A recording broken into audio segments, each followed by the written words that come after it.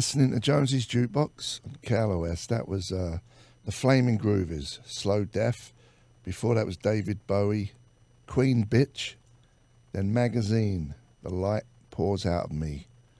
And The Clash, White Riot from their first album. And then the 101ers, Keys to Your Heart. That was Joe Strummer's band, and it's his birthday today. I wish he was still around. He was a good dude. That's it. Chris Weitz. Did I say it right? There's kind of an S sound at the end, Chris Weitz. But hey, it doesn't matter. It's just names, man. Hey. Is that not working, that mic? It's not. Oh, man. There you go. This one's much better. I think you got two now. Yeah. There you go. You're outnumbered. Yeah. Director of the new movie that's not out yet. It's not out yet? Yeah, August 29th it opens. And in big cinemas? Yeah, big ones. Operation Finale. Mm-hmm. Not Final. No, Finale. It's classy. Yeah. Classier. Sounds French. Yeah. Romantic. Romantic. Makes you think of delicious food. Yeah. So, I read somewhere that when you were filming this, it went on a lot longer than you planned it to be. You was adding bits and bobs. Yeah, there was a lot of story to get in, right? It's if the audience doesn't know, it's the story of how the Mossad, like the Israeli Secret Service, kidnapped Adolf Eichmann, who was kind of the organizer of the Holocaust, Final Solution. They went to Buenos Aires in 1960 and kidnapped him and brought him back to Israel for trial. So it's a hell of a story, and there are a lot of subplots in it. So it was hard work to get it all in under 2 hours of screen time. But yeah, we were in Argentina for half a year working on it. Did you actually go to the place, the house? Yeah, well that we were just talking about how London is developed. Buenos Aires is too. Like, it used to be in the middle of a field, and now it's in a suburb, and the house is gone. So we had to rebuild the house. But we found a spot that looked just like it. It's pretty amazing the work that the production crew was able to do. Yeah, I can't wait to see it. Thanks. Is it? How's Ben Kingsley to work with? He's fantastic. Did you have to call him sir? Yeah. As a matter of fact, I can't even say the words Ben Kingsley without. Well, I just did, I guess, but without putting sir ahead of it. Like, you should really do that if you want to get a good result. Side. Yeah, be on his good side. I don't blame him. If I was a sir, I would actually change my name to Sir, first name Sir. But he was great to work with. He's incredibly, like, technically gifted. Incredibly prepared. He was off book. Like, he knew all of his lines at the table reading, which is usually when people just start to read it for the first time. Right. It's a bit. He's formidable, right? It's a bit off-putting when you meet him at first because he's a very serious cat. But that kind of helped when he arrived on set for his first day's shooting. It put everybody on notice. Everyone was on eggshells. Yeah, pretty much. But it was good. I think that he was kind of arrived in character, Right. He was like, no messing around now, because, he knew that he was there to kind of freak people out. Yeah. Yeah. Did he look like him? No. He kind of did, actually. If you look at once we were done with him, he looked a lot like him. Eichmann didn't look like anybody's picture of an Aryan. Right. A lot of them didn't know. No, that's the thing. There's a joke in the movie which I put in because my dad used to tell me about it, that, like, in order to be the perfect Nazi, you had to be as blonde as Hitler, as slim as Goering, and as tall as Goebbels, right? Like, all of these guys who were going on and on about the master race were basically about measuring heads and noses. Yeah, incredible. I was at the Holocaust Museum a few days ago, and they have, like, these exhibitions of,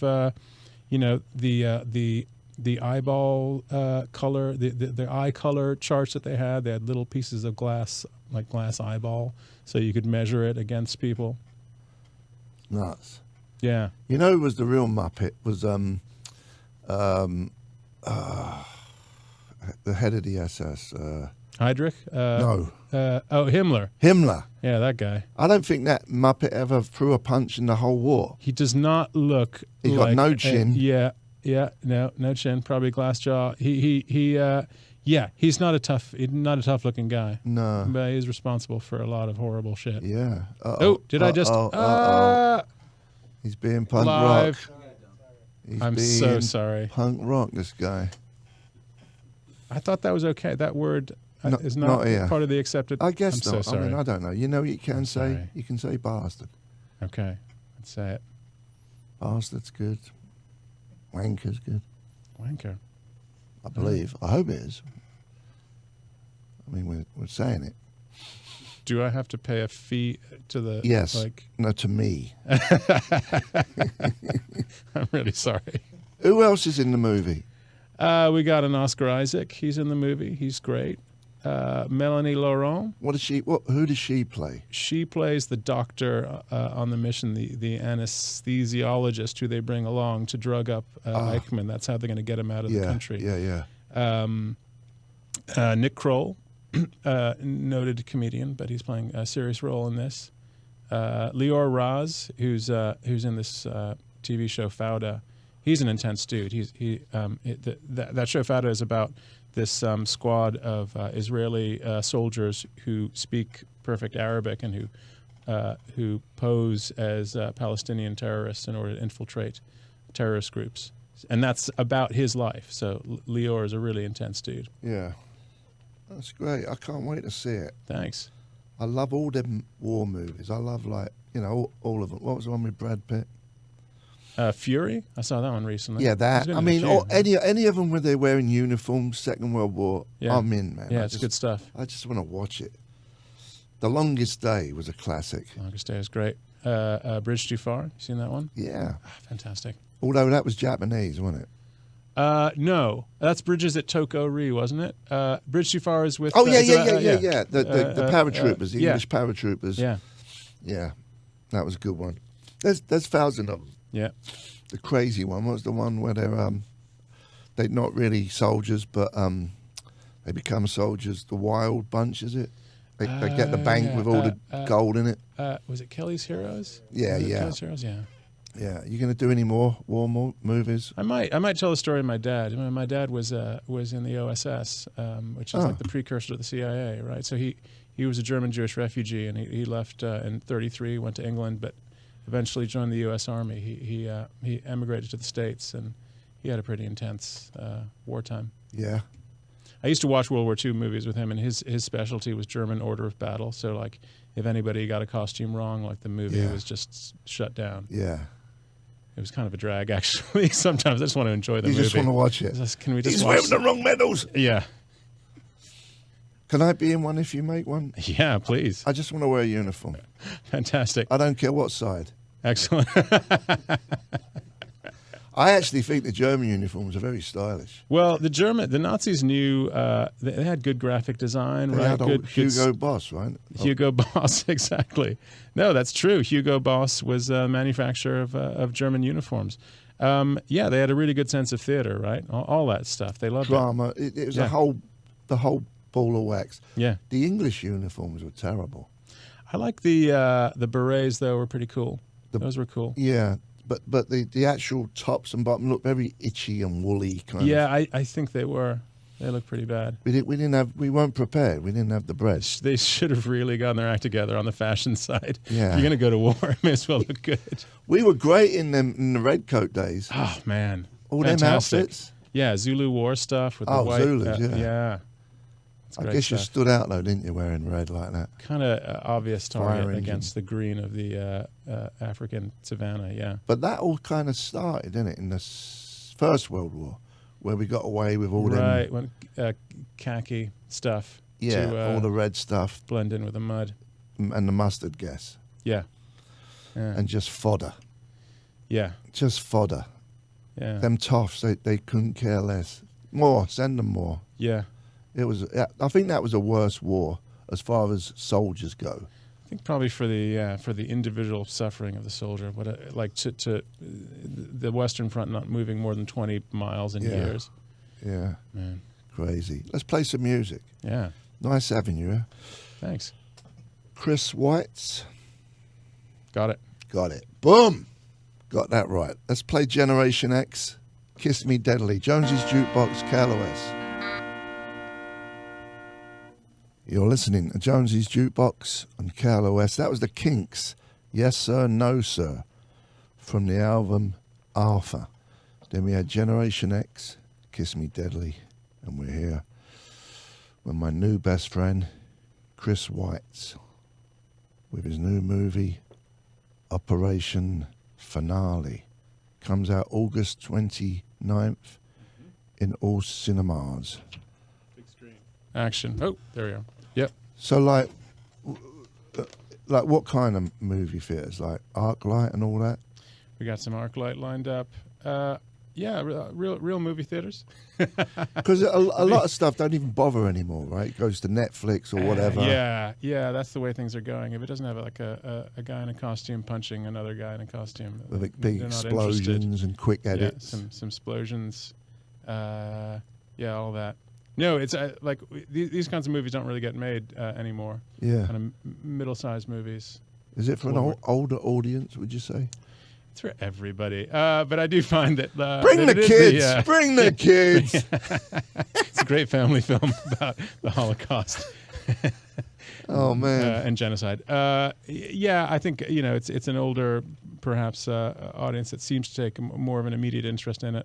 But we're hoping, Oscars and Star Wars. Maybe we'll get some kids. Yeah, yeah. We got Joe Alwyn. He's going out with Taylor Swift, so maybe we'll get some Swifties. Didn't you write a Star Wars? I did write a Star Wars, yeah, Rogue One. The one where everybody dies. You got a theme about you, man. Yeah. You met your wife at Burning Man. I did meet my wife at Burning Man. I'm heading after this. I'm heading back home and heading up to Burning Man tonight. For real? For real. It's on now? It's well, I'm going to go and build some stuff. So it starts. Let me see. It starts, I think, on the 26th. But I'm going to go up early. Do you put up some tents. You go all the time? Yeah, I've been. This will be my 14th year. You're kidding me. Met my wife there. I got married there. My kids have been there. What'd you like about it? I tell you, it's famous for like partying and drug use and nudity and stuff like that. But that doesn't interest me. I like it. It's like you can't buy anything there, right? So it's a kind of a utopian community. It's like what would things be like if people weren't trying to get one up on each other and sell each other stuff? So there's a kind of a spiritual element to it, and people are generally cooler there than in terms of how they behave. I could care less about being cool otherwise, but people are nice to each other. But is everyone high? Some people are high. I would say many people are high much of the time, but I've had some totally sober burns, and that's the part that interests me most. What's the drug of choice? Ecstasy? No, the real drug of choice is beer. That really? That's the going thing. I suppose there's probably a lot of ecstasy there. Ecstasy, mushrooms. But I got to say, to be responsible to my community there, that's not really what it's about for many, many, many people. It's about like the art and these amazing buildings that are built and then burned down at the end of a week. It's about just the possibilities of getting to know people without trying to sell them something. Yeah. As opposed to me trying to sell this movie here now. Yeah. What movie is that? That would be Operation Finale, opening in theaters everywhere August 29th. Yeah. Oh, that movie. Okay. But it's really cool when you're not trying to commodify stuff. I know. So do you wear like crazy outfits and stuff? I've never been, that's why. Yeah. I know what it is. You should go. Obviously a lot of people get into wearing crazy outfits or wearing nothing at all. There's actually one thing you realize, I think, when you're there is that nudity isn't all it's cracked up to be. It's like you see things you might rather not. Yeah. But I don't know. I just know I wear shorts and a t-shirt most of the time. Yeah. Is there any like perverts there who go there just to see if they can get lucky? Inevitably, there are gropers. There are terms for these guys that I can't really use I think, on this radio show, but it involves shirt and then a word that rhymes with docs. That's the real, the look of the true perv is just a T-shirt and nothing else. Right. Which is an amazing look. I don't know why. I mean, it's kind of like Winnie the Pooh, I guess. Yeah. Like he's a perfect example of that uniform. Yeah. I never understood why they gave him a shirt. It kind of makes you realize that he's not wearing pants. Whereas if he was just a bear, You would say that's just it'd a be fine. bear. Yeah, it's just a bear. Because that's what bears do. Yeah. They don't wear clothes. Yeah, they don't put on shirts. Oh, man. Okay. So I think we're done. All right. You got to go. I had a great time. This is an honor for me, really. Oh, thank I can you. die happy now. All right. Well, not immediately. Wait till after burning. Yeah. Really. What Thanks you for got having there, me. Shovel? We have a winner, Chad McLaughlin of Moreno Valley, won tickets to see Ozzy at the Hollywood Bowl on October 11th, is in the running to win the most badass 48 hours of his life. And that's powered by Dodge Challenger. Is there a way to get like an early preview of it so I can watch it at home? Or is that... Yeah. I'll try to figure it out. Can you? Yeah. I love watching movies on my bed So cool. with my black underwear. Yeah. Skidders. Nice shirt. Maybe just a nice shirt, nothing else. Just a nice T-shirt. All right, buddy. Well, thanks for coming by.